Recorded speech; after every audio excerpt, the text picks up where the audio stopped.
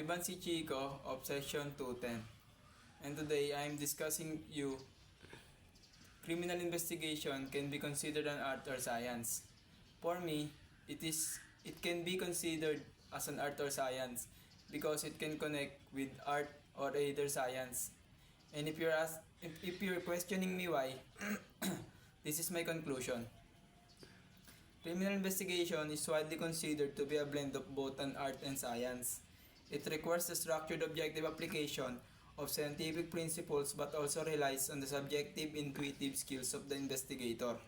The science of investigation aspect of criminal investigation is based on the application of the scientific method to the collection and analysis of evidence. May sabi po natin na mako-consider natin ang criminal investigation na science dahil pwede natin siya i-connect sa science, katulad ng forensic science.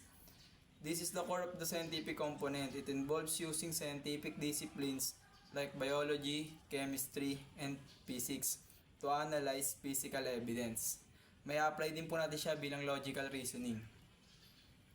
Investigator use deductive reasoning to form hypotheses about a crime based on the evidence available.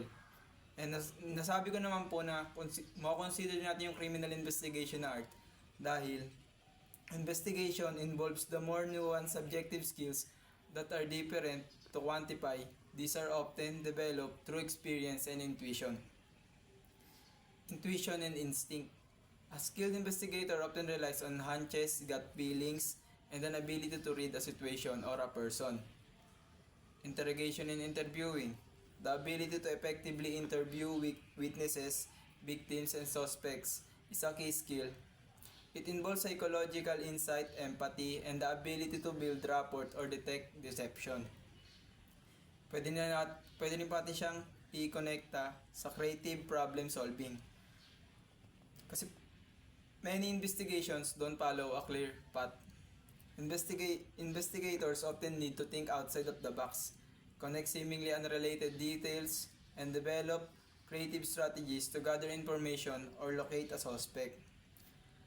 Yun lamang po at maraming salamat.